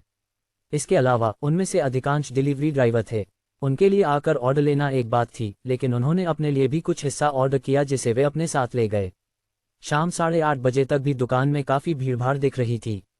डिलीवरी के ऑर्डर लगातार आते रहे, रुकने का कोई संकेत नहीं दिख रहा था। कल ऑर्डर किए गए 4000 कैटी सुअर का मांस और आज ऑर्डर किए गए 6000 कैटी, कुल मिलाकर 10,000 कैटी पके हुए व्यंजन अब केवल लगभग 200 कैटी ही बचे हैं। 9 बजे तक चेन यू ने जल्दबाजी में दुकान की स्थिति को बंद में बदल दिया और अंततः चीजें शांत हो गईं। इस समय दर्जनों डिलीवरी ड्राइवर पहली मंजिल के हॉल में बड़े करीने से बैठे हुए थे और तेजी से खाना खा रहे थे। जो लोग इसके बारे में नहीं जानते वे सोचेंगे कि यह डिलीवरी ड्राइवरों के लिए एक विशेष कैंटीन है। मैं इस इलाके में इतने लंबे समय से डिलीवरी कर रहा हूँ और मैंने इस दुकान के बारे में कभी नहीं सुना। मैं भी नहीं, ये बहुत स्वादिष्ट है। मैंने दोपहर में बस एक छोटा सा टुकड़ा खाया और तुरंत ही मुझे इसकी लत लग गई। उन्होंने आज ही डिलीवरी सिस्टम का इस्तेमाल शुरू किया होगा, इसीलिए हमें उनके बारे में पता नहीं चला। इस नूडल सूप की खुशबू इतनी अच्छी है, मुझे एक और कटोरी चाहिए। ... पूरे दिन के बाद चेन यू पूरी तरह से थक गया था, उसे लंबे समय से ऐसा महसूस नहीं हुआ था। डिलीवरी ड्राइवर के जाने के बाद ही वह और कर्मचारी एक साथ बैठकर खाना खाने लगे। अगर वान किंगशान ने विशेष रूप से 20 किलो उबले हुए व्यंजन अलग से न रखे होते तो शायद वे पूरी तरह बिक गए होते। बॉस चेन, वान किंगशान ने अब अपना पता बदल लिया था। व्यापार सचमुच फल फूल रहा है। आज तो बस पहला दिन था, कल भीड़ और भी ज्यादा हो सकती है और वे 20 प्रेशर कुकर शायद अत्यधिक काम के बोझ तले दब जाएंगे। चेन यू ने राहत की सांस ली और कहा, मैं बाद में और खरीद लूंगा। साथ ही कल बेचते समय मात्रा सीमित रखना। फिलहाल हम इतनी बड़ी मात्रा को संभाल नहीं सकते। वे 6 छोटी लड़कियां भी थकी हुई लग रही थीं, विशेषकर ली यू और सू किंग। वे दिन भर दूसरी मंजिल की निगरानी कर रहे थे और हिलने की हिम्मत नहीं कर रहे थे। ली यू का हाथ जल भी गया, लेकिन उसने आराम करने की हिम्मत नहीं की। इसके अलावा फ्रीजर में रखे हुए तले हुए चावल के केक और तले हुए नमकीन कॉर्न पेस्ट्री आज लगभग खत्म हो चुके थे। अगर उन्होंने जल्दी से स्टॉक नहीं भरा तो कल तक स्टॉक खत्म हो सकता है। अध्याय 77 घाती और वृद्धि। मेजबान, आज का कारोबार सफलतापूर्वक पूरा करने पर बधाई। आज का शुद्ध लाभ 780-600 युआन है, जिससे आपको 780-600 अंक प्राप्त हुए हैं। आपके कुल संचित अंक 2542-480 हैं। जैसे ही चेन यू के दिमाग में सिस्टम की सूचना की आवाज आई, वह खुद भी स्तब्ध रह गया। उन्होंने तुरंत दिन के कारोबार की जांच की और पाया कि यह पहले ही 860,000 से अधिक हो चुका था। ये कल की तुलना में लगभग 3 गुना अधिक था। आज डिलीवरी सिस्टम द्वारा उपलब्ध कराई गई तस्वीरों के अनुसार 6 किलोमीटर के दायरे में पूरी तरह से डिलीवरी हो रही थी। यहां तक कि 10 किलोमीटर से अधिक क्षेत्र में भी लोग यहां से टेकआउट ऑर्डर कर रहे थे। ग्राहकों की संख्या में लगभग विस्फोटक रूप से वृद्धि हुई थी। चेन यू ने बेबसी से आह भरी, वह कुछ ज्यादा ही जल्दबाजी कर बैठा था। उन्हें डिलीवरी सिस्टम शुरू करने से पहले दुकान का विस्तार होने और अधिक लोगों को काम पर रखने तक इंतजार करना चाहिए था। हालांकि उसने मन ही मन एक पल के लिए आह भरी और फिर तुरंत कच्चे माल के आपूर्तिकर्ता को फोन किया। शुरू में वह और अधिक ऑर्डर देना चाहता था, लेकिन कोल्ड स्टोरेज की क्षमता को देखते हुए वह केवल अगले 2 दिनों के लिए कच्चे माल का प्री ऑर्डर कर सकता था। कल के लिए धीमी आंच पर पकाए जाने वाले व्यंजनों के लिए 10,000 किलो सुअर का मांस, साथ ही अन्य विभिन्न कच्चे माल की कुल कीमत 358,000 युआन थी। इसके बाद चेन यू ने बिना रुके झांक फैन से मशीनों के 3 सेट मंगवाए, फिर बगल में रहने वाले ओल्शी को फोन किया और उनसे 20 और बड़े प्रेशर कुकर लाने को कहा। इन सभी खर्चों का भुगतान करने के बाद भी उसके पास 433,600 युआन बचे थे। उसने अपने चालू खाते में 430,000 युआन जमा किए और कल से बची हुई राशि को मिलाकर चेन यू ने बैकअप फंड के रूप में 6,000 युआन से अधिक की राशि अपने पास रखी। सब कुछ ऑर्डर करने के बाद चेन यू वहीं बैठ गया और एक मोटा मोटा हिसाब लगाने लगा। उन्होंने पाया कि आज अकेले विभिन्न कच्चे माल की लागत लगभग 220,000 युआन है। यह अच्छी बात थी कि उन्होंने टोंग मिंग की बात सुनी और दूसरी शाखा नहीं खोली, बल्कि मौजूदा दुकान का विस्तार करने का विकल्प चुना। अन्यथा कौन जानता है कि क्या क्या दुर्घटनाएं हो सकती थीं। कुछ ही देर बाद कई बड़े ट्रक दुकान के प्रवेश द्वार पर रुक गए। कच्चे माल की आपूर्ति करने वाले ड्राइवर पहले से ही सुन्न हो चुके थे। ऐसा लग रहा था कि चेन यू को जितनी कच्चे माल की जरूरत होती थी वह हर कुछ समय बाद दोगुनी हो जाती थी। हालांकि इस बार वास्तव में कच्चा माल बहुत अधिक था और यहां तक कि वान किंगशान भी थकान से हौंफ रहा था। तभी चू होंग अपने फोन को पकड़े हुए कुछ हिचकिचाहट के साथ चेन यू के पास पहुंची। भाई यू, मेरे गृहनगर से कुछ बहनें काम की तलाश में बाहर आना चाहती हैं। क्या मैं उनसे यहां आने का अनुरोध कर सकता हूं? चेन यू की आंखें तुरंत चमक उठीं। बेशक। कितने हैं? उनकी दुकान में काम करने वाली 6 युवतियां अपने काम में बेहद सजग थीं। वे जल्दी सीख जाते थे और उनका व्यक्तित्व सरल और ईमानदार था। चूंकि वे चू होंग के ही गांव के रहने वाले थे, इसलिए उनके व्यक्तित्व और चरित्र में निश्चित रूप से समानता होगी। इसके अलावा आज के बाद चेन यू को स्पष्ट रूप से महसूस हुआ कि उनके पास कर्मचारियों की कमी है।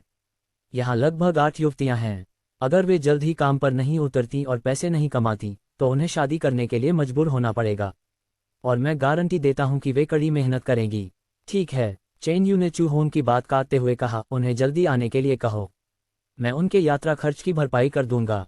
ये कहते हुए उन्होंने आज अपने पास रखे 6,000 युआन से अधिक के अतिरिक्त फंड को सीधे चू होंग को हस्तांतरित कर दिया। भाई यू, ये तो हद से ज्यादा है। बाकी बची रकम इस अवधि के दौरान आप 6 लोगों के लिए बोनस है। इसे वापस ले लें और बराबर बराबर बांट लें। चूहोंग तुरंत उत्साहित हो गई और फ़ोन करने के लिए एक तरफ चली गई। वान किंगशान और 6 युवतियों के चले जाने के बाद चेन यू ने अपना माथा टेका और बगल वाले घर में चला गया। जिया जियांग अभी भी अपने मजदूरों के साथ वहीं मौजूद थे और लगन से निर्माण कार्य जारी रखे हुए थे। मूल रूप से स्वतंत्र 5 दुकानों को आपस में जोड़ दिया गया था और सीढ़ियों और विभिन्न रास्तों को मजबूत किया गया था। इसके अलावा डिज़ाइन की शुरुआत से ही इसका उद्देश्य चेन यू की मौजूदा दुकान से जुड़ना था। आपने बहुत मेहनत की है ओल्ड शी। चेन यू ने पेय पदार्थों का एक ढेर उठाया और उसे जमीन पर रख दिया। कर्मचारी थोड़े शर्मिंदा थे, किसी भी ग्राहक ने विशेष रूप से उनके लिए पेय पदार्थ नहीं लाए थे। बूढ़े चेन, आप इतना खर्च क्यों कर रहे हैं? हमारे रिश्ते को देखते हुए इतना विनम्र होने की कोई जरूरत नहीं है। चेन यू ने समय देखा, रात के लगभग 10 बज रहे थे। बूढ़े शी, आज के लिए इतना ही काफी है। गुरुओं को वापस जाकर आराम करने दीजिए, ज्यादा काम का बोझ मत डालिए। जिया जियांग ने हाथ हिलाते हुए कहा, मेरी निर्माण टीम को प्रति घंटे के हिसाब से भुगतान मिलता है और अतिरिक्त काम करने पर उन्हें ओवरटाइम का भुगतान भी मिलता है। आप क्यों चिंता कर रहे हैं? ओह, और आपने मुझे पहले जो प्रेशर कुकर ऑर्डर करने के लिए कहा था वह कल सुबह सबसे पहले डिलीवर कर दिया जाएगा।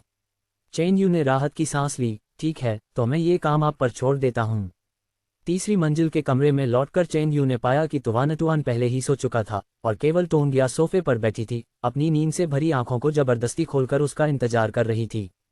पतिदेव। चेन यू को वापस आते देख टोंगिया ने अपनी बाहें खोलकर पुकारा और फिर खुद को उनके आलिंगन में झोंक दिया। क्या आप आज थके हुए हैं? चेन यू ने टोंगिया की नाक पकड़ी और कहा, थकी नहीं हो, और मेरे पास तुम्हारे लिए एक अच्छी खबर है। क्या खबर है? टोंगिया ने उम्मीद भरी निगाहों से पूछा। चेन यू ने हल्की सी मुस्कान के साथ अपने चेहरे की ओर इशारा करते हुए कहा, मुझे चूमो और मैं तुम्हें बता दूंगी।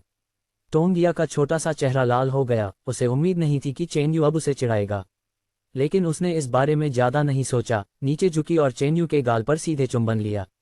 अब क्या तुम मुझे बता सकते हो? चेन यू सोफे पर पीछे झुकते हुए बोली, मेरे खाते में चालू राशि पहले ही 2 मिलियन से अधिक हो चुकी है और मैं घर खरीदने और दुकान का कार्यभार संभालने के और करीब पहुंच रही हूँ। टोंगिया, जिसका शरीर पहले से ही कुछ हद तक दुबला पतला था, चेन यू के आलिंगन में सिमट गई। दरअसल आपको इतनी मेहनत करने की जरूरत नहीं है। घर खरीदना हम दोनों की जिम्मेदारी है और मेरे पास कुछ बचत भी है। चेन यू ने अचानक नीचे झुककर सीधे टोंगिया की आंखों में देखा और कहा, अपने पैसे जेब खर्च के लिए रखो, ये सब चीजें तुम मुझ पर छोड़ दो। टोंगिया ने अपना सिर चेन यू के आलिंगन में और गहराई से सटा लिया। मैं आज रात तुम्हारे साथ एक ही कमरे में सोना चाहती हूँ, ठीक है? चेन यू एक पल के लिए हिचकिचाई, फिर उसने टोंगिया के बालों को सहलाया। ठीक है। टोंगिया बेहद खुश हुई और बोली, तो मुझे वापस ले चलो। चेन यू ने हल्की सी मुस्कान बिखेरी और सीधे टोंगिया को गोद में उठाकर कमरे में वापस ले गई। अगले दिन सुबह 3:30 बजे चेन यू जल्दी नीचे चली गई। वान किंगशान के अनुसार आज ग्राहकों की संख्या और भी अधिक हो सकती है, इसलिए वह जरा सी भी लापरवाही करने का जोखिम नहीं उठा सकते।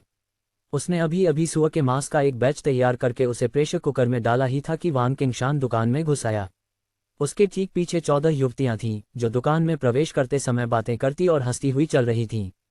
चूहोंग झटपट रसोई में भागा और बोला, भाई यू, वे कल 12 बजे पहुंचे थे और मैंने उन्हें हाई स्पीड रेलवे स्टेशन से लिया और रात के लिए छात्रावास में ठहरा दिया।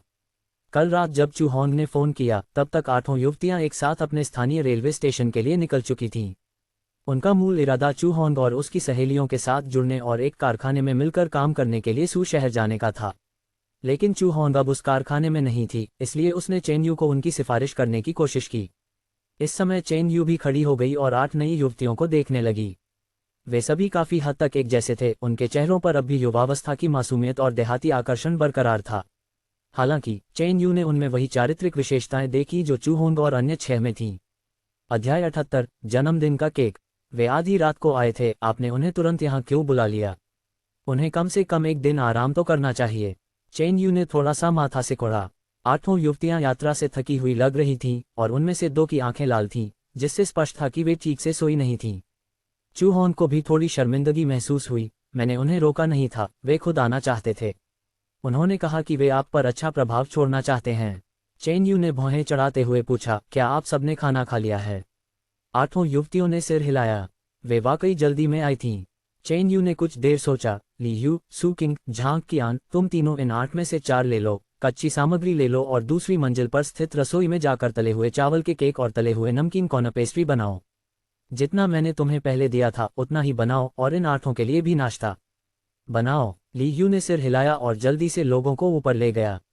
हान काई, तुम 2 लोग जाओ और 2 मंजिला हॉल की साफ सफाई की जिम्मेदारी संभालो। बाकी सब लोग पहली मंजिल पर बने रसोई घर में आ जाओ।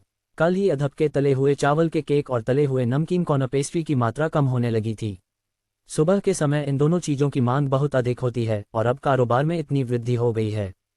चेन यू को अब भी थोड़ी चिंता थी कि क्या वे सातों मिलकर यह काम संभाल पाएंगे। इसके बाद चू होंग और झाओ मेंग ने उन्हें मशीनों का उपयोग करना सिखाना शुरू किया। और जैसा कि उम्मीद थी, सुबह के 5 बजते ही डिलीवरी ड्राइवर के ऑर्डर की बाढ़ आ गई। पहली मंजिल की रसोई में मौजूद दोनों नई युवा लड़कियां तुरंत ही काम में रम गईं। ऐसा नहीं था कि वे मशीनों से परिचित थे, लेकिन उनकी पैकिंग की गति बेहद तेज थी। उनकी कार्यशैली को देखकर लगता है कि उन्होंने पहले किसी रेस्तरां या अन्य जगहों पर काम किया होगा। बैग उठाना, खाना भरना, सील करना, लेबल चिपकाना, ये सभी क्रियाएं एक ही सहज गति में की गईं, जिससे चेन यू भी थोड़ा अचंभित रह गया। 8 और लोगों के शामिल होने से इसका प्रभाव तुरंत स्पष्ट हो गया। कम से कम आजकल जितनी अफरा तफरी तो नहीं थी। शाम 6 बजे तक, हालांकि दुकान डिलीवरी ड्राइवरों से भरी हुई थी, फिर भी सब कुछ व्यवस्थित था। इसी समय झांग फैन और शी जियांग क्रमशः विशेष रूप से निर्मित मशीनें और प्रेशर कुकर लेकर आए। चेन यू ने जल्दी से इन सामानों को रसोई में ले जाया। लेकिन रसोई में मौजूदा जगह वाकई थोड़ी तंग थी। ज़्यादा से ज़्यादा उसमें मशीनों का एक और सेट और 5 प्रेशर कुकर ही आ सकते थे। लेकिन इतना ही काफ़ी था। चेन यू शेष 2 आटा गूंथने वाली मशीनों को अलग अलग दूसरी मंजिल पर ले गया। इस तरह सातों छोटी लड़कियों को पहली मंजिल से आटे की बाल्टियां ढोने की जरूरत नहीं पड़ेगी। सिस्टम सूचना, मशीनों के 3 सेट सक्रिय कर दिए गए हैं। वर्तमान कुल अंक 2242 480 हैं। चेन यू को अचानक थोड़ी निराशा महसूस हुई। मशीनों के प्रत्येक सेट से उसके 100,000 अंक कट रहे थे, इसलिए 3 सेटों के कुल अंक 300,000 हो गए। हालांकि उन्हें फिलहाल इन अंकों की चिंता नहीं थी, क्योंकि मौजूदा कारोबार को देखते हुए ये औसतन प्रतिदिन लाखों अंकों का था। पूरी दुकान दोपहर 12 बजे तक सुचारू रूप से चलती रही। टोंग या शुरू में नीचे जाकर मदद करना चाहती थी, लेकिन दुकान अस्त व्यस्त थी और वह तुआन के बारे में थोड़ी चिंतित थी। वह सुबह 8 बजे स्ट्रॉबेरी और संतरे खरीदने के लिए ही बाहर गई थी और तब से कमरे से बाहर नहीं निकली थी। इस समय कमरे में एक बड़ी और एक छोटी सुंदरी बैठी टीवी देख रही थीं। माँ, क्या हमें सच में नीचे जाकर पिताजी की मदद करने की ज़रूरत नहीं है? कोई ज़रूरत नहीं है, आज 8 और लड़कियां आई हैं, इसलिए वे संभाल लेंगे। ये कहते हुए टोंगहा ने तुआन को एक संतरा खिलाया। अचानक तुआन टोंगिया के सहारे झुक गई, अपनी नम बड़ी बड़ी आंखों को ऊपर उठाकर टोंगिया को ध्यान से देखने लगी। माँ, मैं आपसे एक सवाल पूछना चाहता हूँ। क्या आप एक दिन अचानक पापा को छोड़कर चली जाएंगी?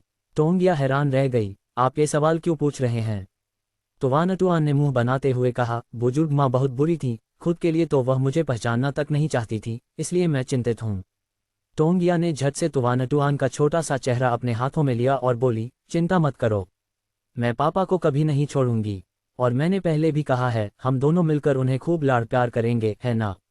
तुआन ने खुशी से अपने छोटे हाथों से ताली बजाई। तो चलो अब बाहर चलते हैं और एक बहुत बड़ा जन्मदिन का केक ऑर्डर करते हैं। टोंगिया हैरान रह गई, जन्मदिन का केक क्यों मंगवाना है? आज 24 मई को पापा का जन्मदिन है। टोंगिया का मुंह देखते ही खुला रह गया। उसे तो अपने ही प्रेमी का जन्मदिन भी नहीं पता था। आपने पहले क्यों नहीं बताया? जल्दी कीजिए, अभी ऑर्डर कर दीजिए और हम इसे आज रात ही प्राप्त कर सकते हैं। टोंगिया ने जल्दी से कपड़े बदले, तुआन को उठाया और सीधे नीचे चली गई। इस समय दुकान में वाकई काफ़ी लोग थे। टोंगिया को दुकान से बाहर निकलने और बगल में स्थित पार्किंग स्थल तक पहुंचने में काफ़ी मशक्कत करनी पड़ी। दोपहर 3 बजे के बाद ही दुकान में भीड़ धीरे धीरे कम होने लगी। इस बार मैंने दोपहर के भोजन की भीड़ से पूरी तरह से परहेज किया और रात के खाने के समय की सुस्ती का अनुभव भी नहीं किया था। हालांकि अभी भी डिलीवरी ड्राइवर के कई ऑर्डर बाकी थे, फिर भी चेन यू को फुर्सत के कुछ पल निकालने का मौका मिल जाता था। उसने अंगड़ाई ली, फिर सीधे ऊपर चला गया। इस समय दूसरी मंजिल पर स्थित रसोईघर पहले से ही चहल पहल से भरा हुआ था। 2 आटा गूंथने वाली मशीनें लगातार चल रही थीं। फ्राई की रखवाली कर रही ली यू के अलावा बाकी 6 युवतियां आटे की बाल्टी लिए हुए थीं और जल्दी जल्दी अर्ध तैयार उत्पाद बना रही थीं। ऐसा प्रतीत होता था कि वे पहले से ही कुशल थे। अर्ध तैयार उत्पादों को बनाने की गति लगभग सुकिंग के बराबर पहुंच रही थी। आज सुबह उन्होंने न केवल तले हुए चावल के केक और तले हुए नमकीन कॉर्न पेस्ट्री की उत्तम आपूर्ति की, बल्कि कच्चे माल के आधे हिस्से को अर्ध तैयार उत्पादों में संसाधित भी किया। उन्हें 1 और दोपहर का समय दीजिए और कोल्ड स्टोरेज में रखी सभी कच्ची सामग्रियां अर्ध तैयार उत्पादों में परिवर्तित हो जाएंगी। आज सुबह आपको कैसा लगा? चेन यू ने रसोई के दरवाजे पर झुकते हुए पूछा। जियांग याओ नाम की एक लड़की ने ऊपर देखते हुए कहा, यह बहुत अच्छा है, बिल्कुल हमारे गांव में चीनी नववर्ष के दौरान भाप में पके हुए बंस बनाने जैसा। ली यू ने भी हंसते हुए कहा, संक्षेप में आज का दिन कल की तुलना में कहीं ज्यादा आसान है। चेन यू ने इसके बाद कुछ नहीं कहा, बस खुशी का इशारा किया और नीचे चली गई। शाम 8 बजे तक चेन यू ने सीधे बंद करने का आदेश दे दिया। आखिरकार पके हुए व्यंजन बिक चुके थे और इस समय तले हुए चावल के केक और तले हुए नमकीन कॉर्न पेस्ट्री की बिक्री में भी भारी गिरावट आई थी, इसलिए व्यावसायिक घंटों को बढ़ाने की कोई आवश्यकता नहीं थी। जितने ज्यादा लोग होते थे, सफाई उतनी ही तेजी से होती थी। मेजबान को आज का कारोबार सफलतापूर्वक पूरा करने के लिए बधाई। आज का शुद्ध लाभ 380-600 युआन है, जिससे 380-600 अंक अर्जित हुए हैं। कुल मिलाकर 2623.080 अंक हो गए हैं। चेन यू ने राहत की सांस ली, कम से कम एक दिन की मेहनत व्यर्थ नहीं गई। 10,000 किलो सुअर का मांस ऑर्डर करने के बाद उसने शेष राशि एक चालू खाते में स्थानांतरित कर दी और अपने लिए केवल 600 युआन ही छोड़े। उसने अनजाने में अपने चालू खाते पर एक नज़र डाली, जिसमें पहले से ही 3.15 मिलियन युआन थे। लक्ष्य के एक कदम और करीब। आज स्टाफ के साथ भोजन करना पहले की तुलना में कहीं अधिक जीवंत था। हालांकि अपने सामने खड़ी 8 अतिरिक्त युवा लड़कियों को देखकर चेन यू ने अपना सिर पीट लिया, उसे अभी भी उनके रहने की समस्या का समाधान ढूंढना था। आज रात तो आपको जैसे तैसे काम चलाना पड़ेगा। कल मैं आंटी ली से 2 और कमरे किराए पर लेने के लिए कह दूंगी। हालांकि कई युवा लड़कियों ने बार बार अपने हाथ हिलाए। कोई ज़रूरत नहीं भाई यू, हम ऐसे ही अंदर घुस जाएंगे, कोई दिक्कत नहीं है। यहाँ की परिस्थितियाँ पहले की तुलना में कहीं बेहतर हैं। अध्याय 79 समग्र सुधार। चेन यू ने बोलने वाली युवती की ओर देखा। उसका नाम वांग डैन प्रतीत होता था। मैं ऐसा कैसे होने दे सकता था? आप हजारों मील का सफ़र तय करके मेरे पास आए हैं, इसलिए मुझे आपके भोजन पे और आवास की गारंटी देनी ही होगी। जैसे ही उसने ये कहा, 8 नई युवतियों ने ठीक वैसे ही प्रतिक्रिया दी जैसे चू होंग और अन्य लोगों ने पहली बार आने पर दी थी।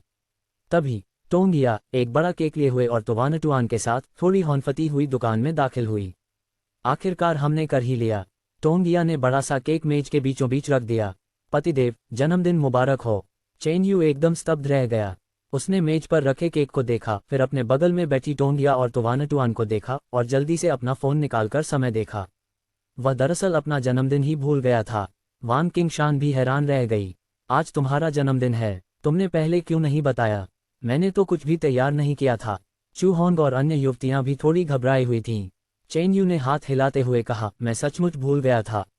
ठीक है, सब लोग केक खाते हैं। या क्या तुम मुझे चाकू दे सकती हो? टोंगिया थोड़ी कांप उठी। चेन यू ने पहली बार उसे इतने सहजता से या कहकर पुकारा था। मैं सबके लिए केक काटूंगी। टोंगिया ने उत्साह से केक खोला और सावधानीपूर्वक उसे बांटना शुरू कर दिया। अप्रत्याशित रूप से 8 नई लड़कियां और भी ज्यादा उत्साहित हो गईं। ऐसा नहीं था कि उन्होंने पहले काम नहीं किया था, लेकिन इस बार जैसे ही वे पहुंचे, उनके पास रहने की जगह और खाने के लिए भोजन था। और अब तो वे बॉस के साथ बैठकर केक भी खा रहे थे।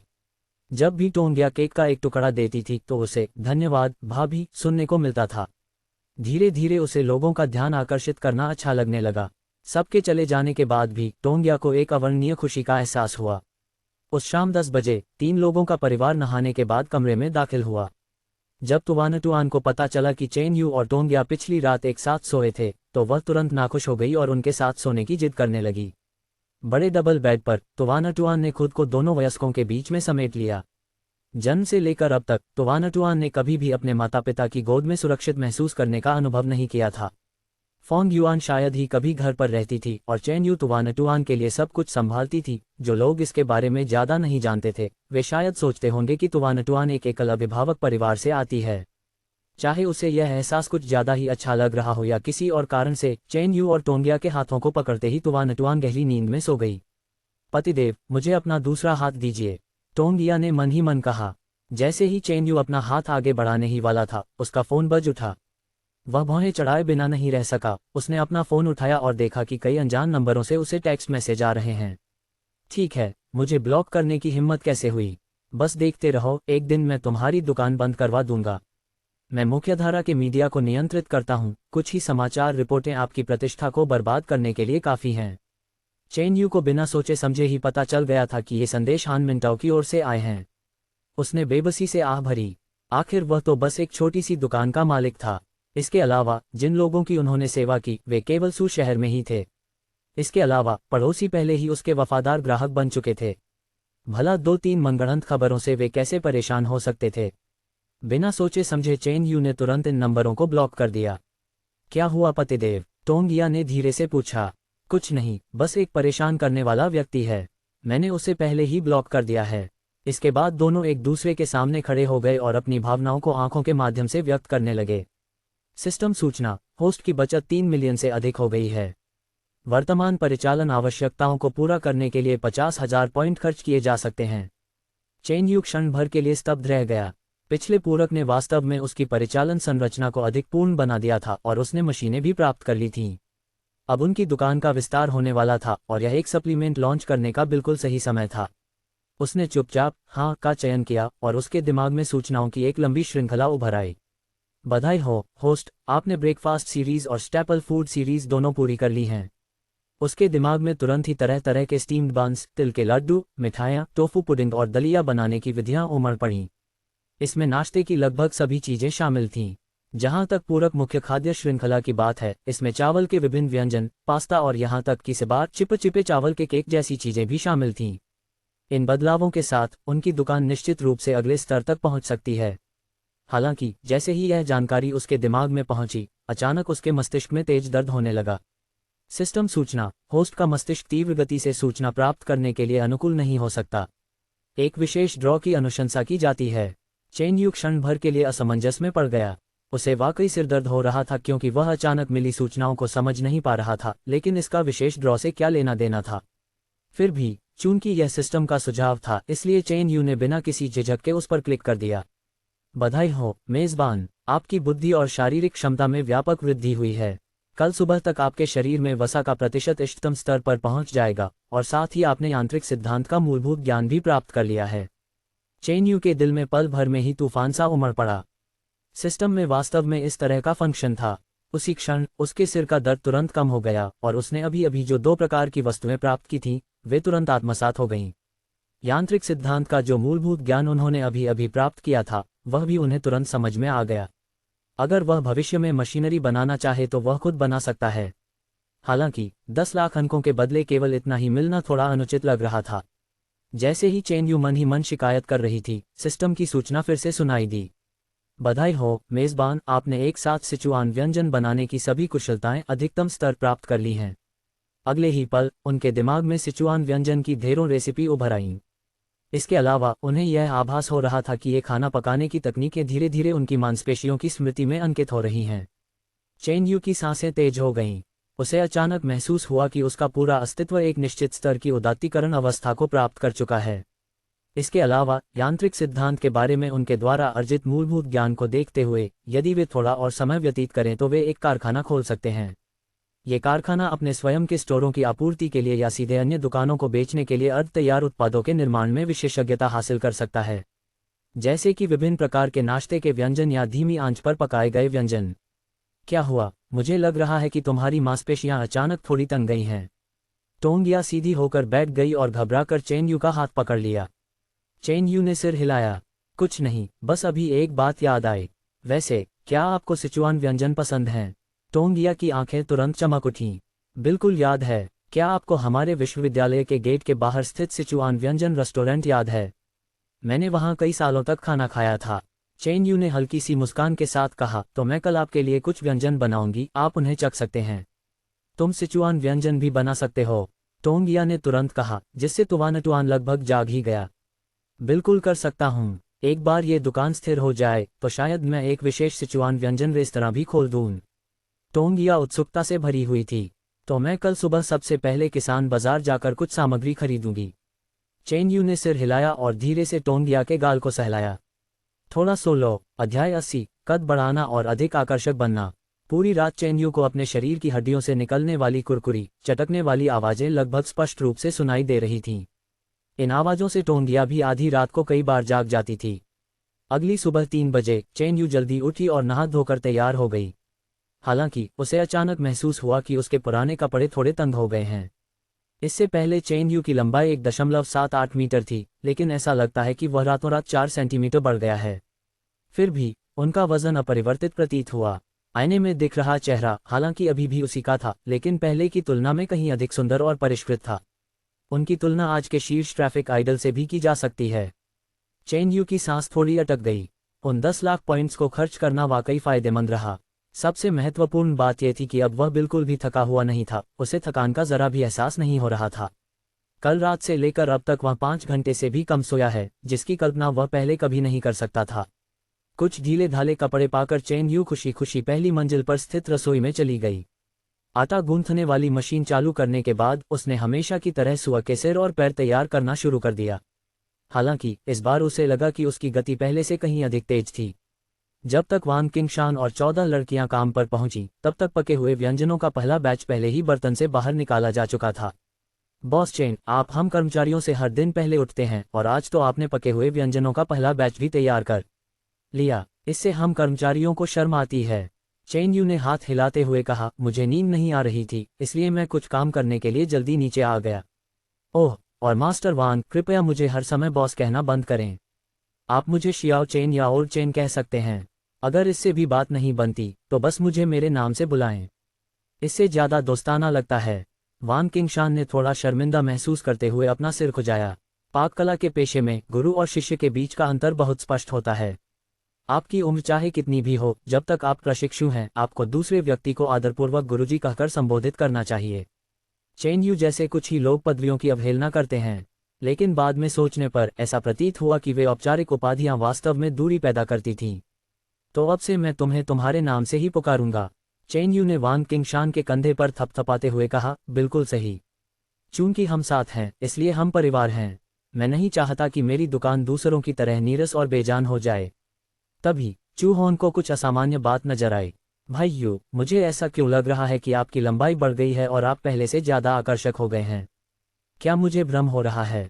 चेन यू ने गला साफ करते हुए कहा, क्या मेरा जन्मदिन कल नहीं था? 1 साल बाद थोड़ा लंबा हो जाना बिल्कुल सामान्य बात है। सभी लोग चेन यू को संदेह की नज़रों से देख रहे थे। आमतौर पर इस उम्र तक विकास प्लेटें पहले ही बंद हो चुकी होती हैं, जिससे लंबाई बढ़ने की संभावना कम हो जाती है। यहाँ तक कि इन छोटी बच्चियों का विकास भी लगभग रुक चुका है। चेन यू की लंबाई वास्तव में अभी भी बढ़ सकती है। ठीक है, काम शुरू हो गया है, सभी लोग अपने अपने काम पर लौट जाएं। चेन यू ने तुरंत विषय बदल दिया। आखिरकार रातों रात लंबा और अधिक सुंदर हो जाना वाकई थोड़ा अविश्वसनीय था। वह सिस्टम का खुलासा तो नहीं कर सकता है ना? गोदाम में रखे तले हुए चावल के केक और तले हुए नमकीन कॉर्न पेस्ट्री के लिए सभी कच्चे माल को अर्ध तैयार उत्पादों में संसाधित कर लिया गया था। इसलिए दूसरी मंजिल की रसोई में केवल 4 लड़कियां ही बची थीं, जबकि बाकी को मोबाइल फोन्स के रूप में इस्तेमाल किया गया था। वे जहां भी उनकी ज़रूरत थी वहां गए। सुबह 8 बजे तक ग्राहकों की भीड़ अपने चरम पर पहुंच चुकी थी। हालांकि वान किंगशान अचानक घबरा गया। उन्हें एहसास हुआ कि आज चेन यू की तकनीक और गति पहले से कहीं अधिक तेज थी, शायद उनकी अपनी गति से दोगुनी तेज भी। वान किंगशान ने पूरी सुबह चेन यू के साथ चलने की पूरी कोशिश की, लेकिन फिर भी चेन यू उसे काफ़ी पीछे छोड़ गया। उन्हें अचानक यह एहसास हुआ कि चेन यू पहले अपना पूरा प्रयास नहीं कर रहा था। शायद वह वान किंगशान के स्वाभिमान का ख्याल रख रहा था। चेन यू, तुमने मुझसे कहा था कि मैं तुम्हें मास्टर न कहूं, लेकिन मुझे लगता है कि मैं ऐसा करने का औचित्य नहीं बता सकता। मैं 10 साल से ब्रेस्ड डिश के व्यवसाय में हूं और मेरी थोड़ी बहुत प्रतिष्ठा भी है। फिर भी यहाँ तुम्हारे साथ मुझे ऐसा लगता है जैसे मैं एक प्राथमिक विद्यालय का छात्र हूँ। चेन यू को तुरंत थोड़ी शर्मिंदगी महसूस हुई। मास्टर वांग, आप मेरी चापलूसी कर रहे हैं। रसोई में 5 बड़े बर्तन रखे गए थे और पहले से तैयार किए गए पके हुए व्यंजनों को गर्म रखने के लिए उनमें डाल दिया गया था। आज की रफ्तार से अगर ग्राहकों की संख्या दोगुनी भी हो जाए तो भी वे काम जारी रख सकते हैं। तभी तुवानटुआन उछलती हुई रसोई में दाखिल हुई। पापा, क्या आप हमारे साथ किराने का सामान खरीदने चलेंगे? मम्मी ने कहा कि उन्हें पक्का नहीं पता कि आप क्या पकाना चाहते हैं। चेन यू ने जल्दी से अपने हाथ धो लिए। कल रात जब उन्हें सिचुआन व्यंजन के बारे में पूरी जानकारी मिली तो उसका एक हिस्सा विशेष रूप से सामग्री के चयन के बारे में था। सिचुआन व्यंजन प्रणाली के अंतर्गत कुछ व्यंजनों में सामग्री के लिए अत्यंत सख्त आवश्यकताएं होती हैं। जरा सा भी विचलन होने पर स्वाद सही नहीं रहेगा। वान किंगशान असमंजस में थी और उसने अनजाने में ही एक सवाल पूछ लिया, क्या आज दोपहर के भोजन में कर्मचारियों के लिए कोई पका हुआ व्यंजन नहीं है? तुवानटुआन ने आज्ञाकारी भाव से सिर हिलाया। जी अंकल वांग, पापा ने अपनी कला का प्रदर्शन करने और हमें सिचुआन व्यंजन पकाने का फैसला किया है।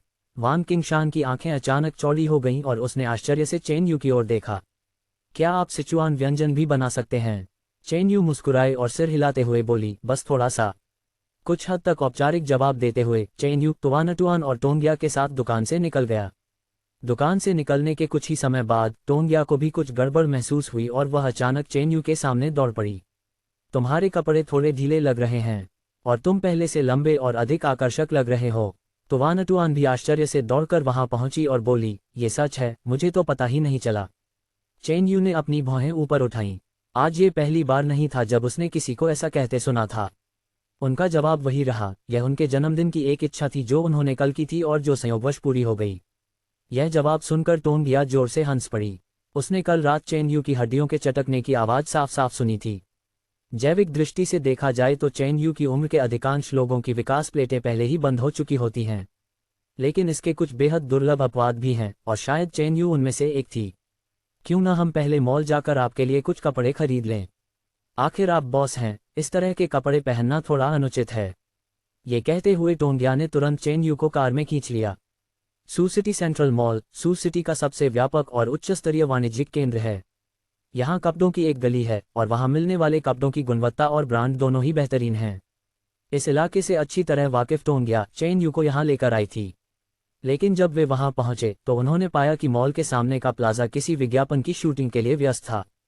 पूरा प्लाजा लोगों से खचाखच भरा हुआ था और कई प्रशंसक अपने फ़ोन से तस्वीरें ले रहे थे। चेन यू को मशहूर हस्तियों का पीछा करने में कोई दिलचस्पी नहीं थी, इसलिए वे तीनों सीधे पीछे वाले लिफ्ट से मॉल में दाखिल हुए। जैसे ही वे लिफ्ट से बाहर निकले और गलियारे से गुजरने लगे, चेन यू को अचानक एहसास हुआ कि नीचे विज्ञापन की शूटिंग कर रहा व्यक्ति फोंग युआन था। उनके साथ अभिनय करने वाला व्यक्ति एक आकर्षक ट्रैफिक आइडल था। ऐसा लग रहा था कि वे दोनों पहली बार साथ काम नहीं कर रहे थे, क्योंकि शूटिंग के दौरान उनके हाव भाव और निगाहें पूरी तरह से एक दूसरे से मेल खा रही थीं। वे बिल्कुल असली दंपत्ति की तरह दिखते थे। बस दोस्तों, आज का एपिसोड यहीं तक। अगर कहानी मज़ेदार लगी हो तो लाइक और फिक्शन ऑडियो हब को सब्सक्राइब के साथ थोड़ा टेलीग्राम ग्रुप ज्वाइन करें, वहां आपको सबसे पहले एपिसोड अपडेट्स मिलेंगी।